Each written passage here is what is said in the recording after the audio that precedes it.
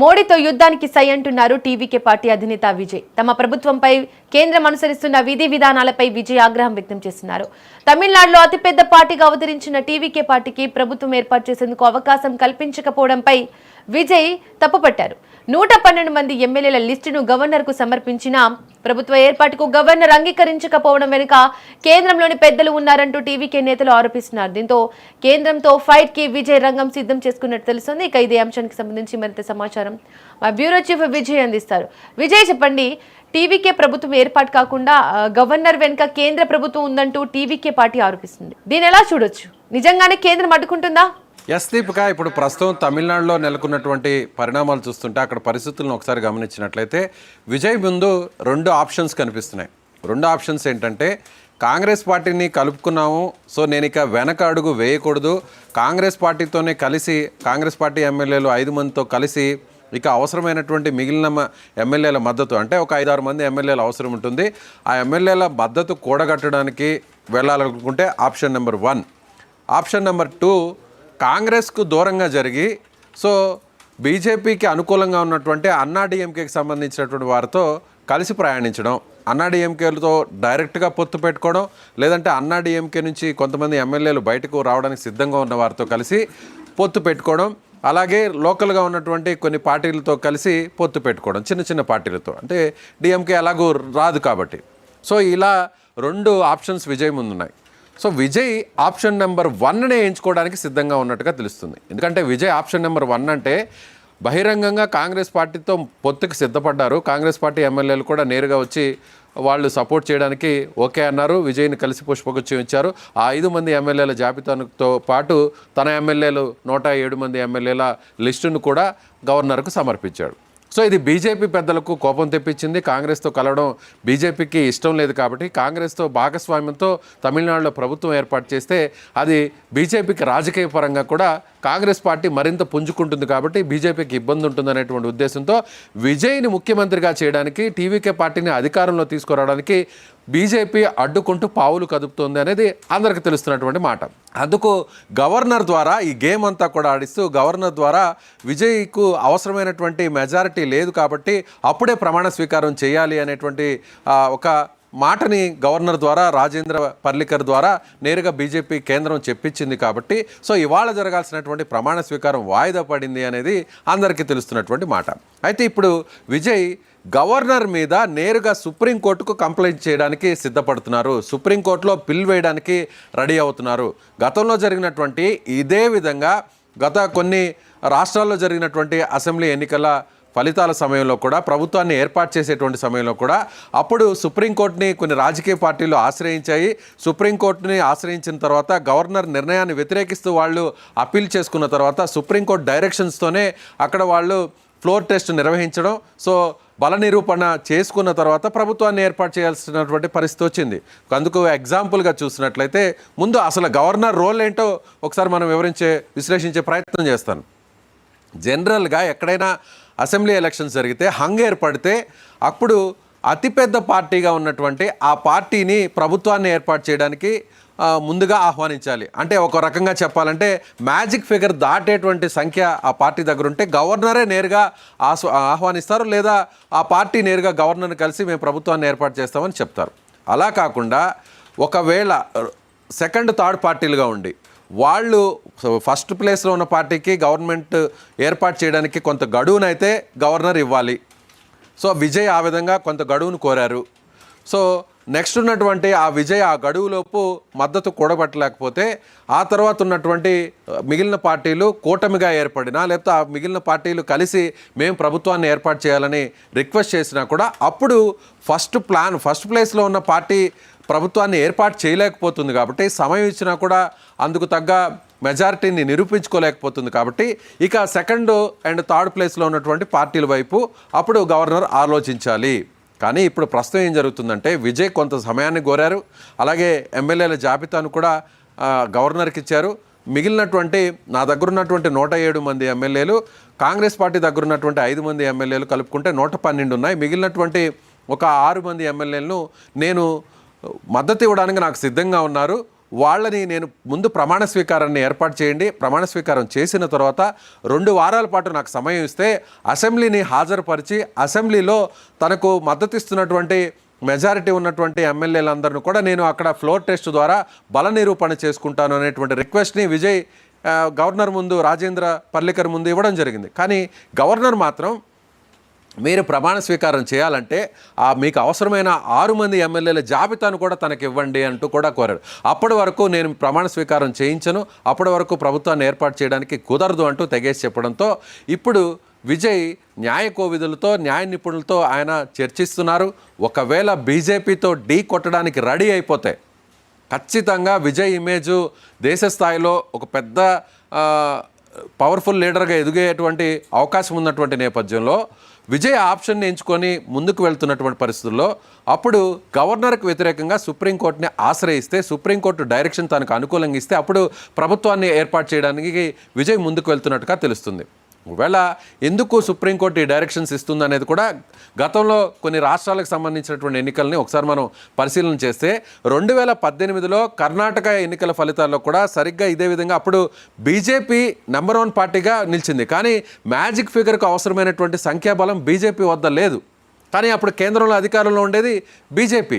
అలాగే తరువాత స్థానంలో ఉన్నటువంటి కాంగ్రెస్ పార్టీ, జేడీఎస్ పార్టీ, ఈ 2 పార్టీలు కూడా కలిసి మేము 2 కూడా కూటమిగా ఏర్పడతాము, కూటమిగా ఏర్పడి ప్రభుత్వాన్ని ఏర్పాటు చేస్తామని గవర్నర్ని కలిసి చెప్పినప్పటికీ కూడా గవర్నర్ మాత్రం మ్యాజిక్ ఫిగర్కు దగ్గరగా లేని బీజేపీని ప్రభుత్వాన్ని ఏర్పాటు చేయడానికి నిర్ణయం ఇచ్చారు. బీజేపీ అప్పుడున్నటువంటి యడ్యూరప్పను ముఖ్యమంత్రి చేయడానికి సిద్ధపడి ప్రమాణ స్వీకార ఏర్పాట్లు కూడా సిద్ధపడిపోయారు.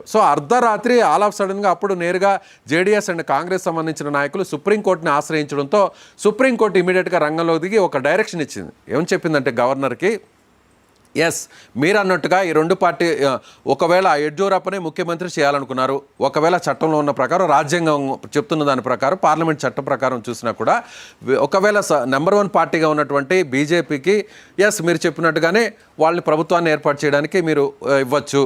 అయితే ముందు వాళ్ళ చేత ఫ్లోర్ టెస్ట్ చేయించండి, అసెంబ్లీలో వాళ్ళకి ఎంత మెజారిటీ ఉంది అనేది ముందు మీరు నిరూపించేటువంటి ప్రయత్నం చేయండి, అందుకు బీజేపీకి అవకాశం ఇవ్వండి అని చెప్పి సుప్రీంకోర్టు ఒక డైరెక్షన్ ఇచ్చింది. కానీ బీజేపీ మొత్తం మాత్రం అందుకు అవసరమైనటువంటి మెజారిటీ లేదు, ఒక 6-7 మంది ఎమ్మెల్యేల సంఖ్య తక్కువ ఉంది. కాబట్టి బీజేపీకి సంబంధించిన యడ్యూరప్ప అప్పుడు ముఖ్యమంత్రిగా ఆయన ప్రమాణ స్వీకారం చేసినా కూడా వెంటనే 3 రోజుల తర్వాతే ఆయన రాజీనామా చేయాల్సినటువంటి పరిస్థితి వచ్చింది. ఎందుకంటే అప్పుడు ఆయన దగ్గర ఆ సంఖ్యాబలం లేదు కాబట్టి, ఫ్లోర్ టెస్ట్లో కూడా ఆ మెజారిటీ నిరూపించుకోలేరు కాబట్టి, ఎలాగూ రాజీనామా చేయాలి కాబట్టి అప్పుడు పార్టీ పరువు పోతుంది అనేటువంటి ఉద్దేశంతో వెంటనే ప్రమాణ స్వీకారం చేసినటువంటి 3 రోజుల తర్వాతే యడ్యూరప్ప రాజీనామా చేశారు. ఆ తర్వాత మరొక ఇన్సిడెంట్ గురించి కూడా ఇక్కడ చెప్పాలి. 2019లో ఆ తర్వాత మహారాష్ట్రలో ఎన్నికలు జరిగితే అక్కడ కూడా ఈ 3 పార్టీలకు ఎక్కడ కూడా స్పష్టమైనటువంటి మెజారిటీ రాలేదు. అది BJP party, Congress party, Shiv Sena party. అయితే అక్కడ కూడా సింగిల్ లార్జెస్ట్ పార్టీగా మ్యాజిక్ ఫిగర్కు కాస్త దూరంలో బీజేపీ ఆగిపోయింది. అప్పుడు బీజేపీ సింగిల్ లార్జెస్ట్ పార్టీగా ఉంది కాబట్టి అక్కడ ఉన్నటువంటి అప్పుడు గవర్నర్ బీజేపీని ప్రభుత్వాన్ని ఏర్పాటు చేయడానికి, అప్పుడు కూడా కేంద్రంలో బీజేపీ ఉంది కాబట్టి అప్పుడు ఆయన సమయం ఇచ్చారు. ప్రమాణ స్వీకారానికి ఏర్పాట్లు కూడా చేసినటువంటి పరిస్థితి. వెంటనే అప్పుడు జేడీఎస్, అప్పుడు కాంగ్రెస్, శివసేన 2 కూటమిగా ఏర్పడుతున్నాం, గవర్నర్ కలిసి చెప్పడం జరిగింది. బీజేపీ దగ్గర ఆ సంఖ్యాబలం లేదు, మా 2 పార్టీల దగ్గర ఆ సంఖ్యాబలం ఉంది కాబట్టి తమను ప్రభుత్వాన్ని ఏర్పాటు చేయడానికి మీరు ఆహ్వానించండి, మమ్మల్ని ప్రమాణ స్వీకారం చేయించడానికి అవకాశం ఇవ్వండి అని చెప్పడంతో గవర్నర్ నో చెప్పి సంఖ్యాబలం లేనటువంటి బీజేపీని ప్రమాణ స్వీకారం చేయడానికి ఏర్పాట్లు చేసుకున్నారు. అప్పుడు శివసేన, కాంగ్రెస్ పార్టీ 2 కూడా సుప్రీంకోర్టును ఇమ్మీడియట్గా కొన్ని గంటల వ్యవధిలోనే ఆశ్రయించడం జరిగింది. సుప్రీంకోర్టు నేరుగా గవర్నర్కి ఒక డైరెక్షన్ ఇవ్వడం జరిగింది. మళ్ళీ అక్కడ కూడా ఇదే డైరెక్షన్ ఇవ్వడం జరిగింది. ఎవరైతే మీరు బీజేపీ చెప్తున్నారు కాబట్టి బీజేపీకి ఫ్లోర్ టెస్ట్ చేసుకోవడానికి మహారాష్ట్రలో మీరు అవకాశం ఇవ్వండి, బీజేపీ ఫ్లోర్ టెస్ట్ చేసుకొని సంఖ్యాబలాన్ని అసెంబ్లీలో నిరూపించుకుంటే అప్పుడు ప్రభుత్వాన్ని ఏర్పాటు చేయించండి, అలా కాని పక్షంలో ఈ 2 పార్టీలకు సమయం ఇవ్వండి అనేటువంటి డైరెక్షన్ ఇవ్వడంతో అప్పుడు సేమ్ కర్ణాటకలో ముందు సంవత్సరం ఏం జరిగిందో మళ్ళీ మహారాష్ట్రలో కూడా అదే జరిగింది. అప్పుడు బీజేపీ ప్రమాణ స్వీకార ఏర్పాట్లను రద్దు చేసుకుంది, ప్రమాణ స్వీకారాన్ని, ముఖ్యమంత్రి పదవిని అధిరోహించడానికి వెనక్కి వెళ్ళింది. ఫడ్నవీస్ ముఖ్యమంత్రిగా అయ్యేటువంటి పరిస్థితులు ఉన్న నేపథ్యంలో ఫడ్నవీస్ కూడా ఇక ముఖ్యమంత్రిగా ఆయన రాజీనామాకు ఒక రకంగా చెప్పాలంటే ముఖ్యమంత్రిగా కొనసాగడానికి ఆయన వెనక్కి తగ్గారు. అప్పుడు మళ్ళీ తిరిగి శివసేన, కాంగ్రెస్ పార్టీ రెండు కూడా ప్రభుత్వాన్ని ఏర్పాటు చేశాయి. సో ఇప్పుడు ఈ రెండు తీర్పుల్ని బేస్ చేసుకొని న్యాయ నిపుణులతో చర్చిస్తున్నాడు విజయ్. నేరుగా గవర్నర్కు వ్యతిరేకంగా అక్కడ సుప్రీంకోర్టుని ఆశ్రయిస్తున్నాడు. సుప్రీంకోర్టు ఇచ్చేటువంటి డైరెక్షన్ ద్వారా తాను సీఎం అవడానికి, ప్రభుత్వాన్ని ఏర్పాటు చేయడానికి కూడా విజయ్ పార్టీ పెద్దలతో కూడా ఆయన చర్చిస్తున్నారు. అయితే అది ఎప్పుడు తీసుకుంటారు ఈ నిర్ణయం? బీజేపీతో తాడో పేడో తేల్చుకోవాలని డిసైడ్ అయితే, బీజేపీ ఒకవేళ నన్ను అధికారంలోకి రావడానికి ఎంత ఇరుకున పెట్టినా కూడా అయినా కూడా పోరాటం చేయడానికి సిద్ధంగా ఉన్నాను, ముఖ్యమంత్రిగా తనను కానివ్వకుండా అడ్డుకోవడానికి ఎన్ని ప్రయత్నాలు చేసినా కూడా అయినా పర్వాలేదు, తన పోరాటం తాను చేస్తాను, మొండిగా మూర్ఖంగా ఇదే విధంగా తాను నిజాయితీ గల నిబద్ధత కలిగినటువంటి నాయకుడిగా ప్రజల నుంచి నాకు సపోర్ట్ వస్తుంది అనేటువంటి ఉద్దేశంతో విజయ్ ముందుకెళ్ళడానికి ఎక్కువ అవకాశాలు ఉన్నాయని చెప్తున్నారు. కానీ పార్టీకి సంబంధించినటువంటి కొంతమంది మాజీ మంత్రులు ఉన్నారు, కొంతమంది సీనియర్లు ఉన్నారు. వాళ్ళు మాత్రం విజయ్ నిర్ణయాన్ని కాస్త ఆలోచించి నిర్ణయం తీసుకోవాలని చెప్తున్నారు. సో కాస్త బీజేపీతో అనుకూలంగా వెళ్ళాలి, బీజేపీకి వ్యతిరేకంగా వెళ్ళడం మంచిది కాదు, అవసరమైతే కాంగ్రెస్ పార్టీకి దూరంగా జరిగి అన్నా డిఎంకే సపోర్ట్ను కోరితే కూడా మంచిగా ఉంటుంది అనేటువంటి సూచనలు కూడా చేస్తున్నారు. దీని మీద మరొక కొన్ని గంటల్లో కూడా క్లారిటీ రాబోతుంది. విజయ్ బీజేపీతో, మోడీతో, అమిత్ షాతో తాడో పేడో తేల్చుకోవడానికి సిద్ధపడితే సుప్రీంకోర్టుని ఆశ్రయిస్తాడు కాంగ్రెస్ పార్టీతో కలిసి. దీన్ని జాతీయ స్థాయిలో కూడా ఒక పోరాటంగా తీసుకెళ్లేటువంటి అవకాశం ఉంది బీజేపీకి వ్యతిరేకంగా. కానీ ఇప్పుడు బీజేపీకి వ్యతిరేకంగా ఏ పార్టీ నిలబడి పోరాటం చేసే పరిస్థితి లేదు. గడిచినటువంటి ఎన్నికలను చూస్తే పశ్చిమ బెంగాల్లో కూడా తృణమూల్ కాంగ్రెస్ ఓడిపోవడం జరిగింది. అదేవిధంగా తమిళనాడులో కూడా ఇప్పుడు పరిస్థితులు మనం చూస్తున్నాం. అలాగే అస్సాంలో, పుదుచ్చేరిలో కూడా బీజేపీ తిరిగి అధికారంలోకి వచ్చింది. సో ఎటు చూసినా కూడా బీజేపీ అన్ని రాష్ట్రాల్లో కూడా, మెజారిటీ రాష్ట్రాల్లో 90% రాష్ట్రాల్లో బీజేపీ అధికారంలో ఉంది, కేంద్రంలో కూడా చాలా సుస్థిరంగా ఉంది. కాబట్టి విజయ్ ఎలాంటి డెసిషన్ తీసుకోబోతున్నాడు అనేది కూడా ఇప్పుడు ఆసక్తి రేపుతుంది. దీపిక, విజయ్ ఇటు టీవీకే పార్టీ కాంగ్రెస్తో కలిసి పనిచేయడానికి సిద్ధమవడమే అటు కేంద్రానికి అసహనంగా మారిందని చర్చ నడుస్తుంది. మరి రాజకీయ వర్గాల్లో దీనికి సంబంధించి ఎటువంటి చర్చ నడుస్తుంది? ఎస్, కాంగ్రెస్ పార్టీతో విజయ్ కలవడమే ఇప్పుడు తాను చేసినటువంటి మిస్టేకా, లేదంటే అది తన రాజకీయ ఎదుగుదలకు, భవిష్యత్తుకు ప్లస్ అనేది కూడా కాలం నిర్ణయిస్తుంది. కానీ బీజేపీ కోపానికి విజయ్ ఇప్పుడు ఇన్ని ఇబ్బందులు పడడానికి, ముఖ్యమంత్రి కాకుండా ఆగిపోవడానికి, ఆ ప్రమాణ స్వీకార కార్యక్రమం రద్దవడానికి, బీజేపీ నేతలకు కోపం తేవడానికి కాంగ్రెస్ పార్టీతో కలవడమే. సో కాంగ్రెస్ పార్టీ 5 మంది ఉన్న ఎమ్మెల్యేలతో కాంగ్రెస్ పార్టీతో కలిసి విజయ్ ముందుకెళ్ళడాన్ని బీజేపీ జీర్ణించుకోలేకపోతుంది.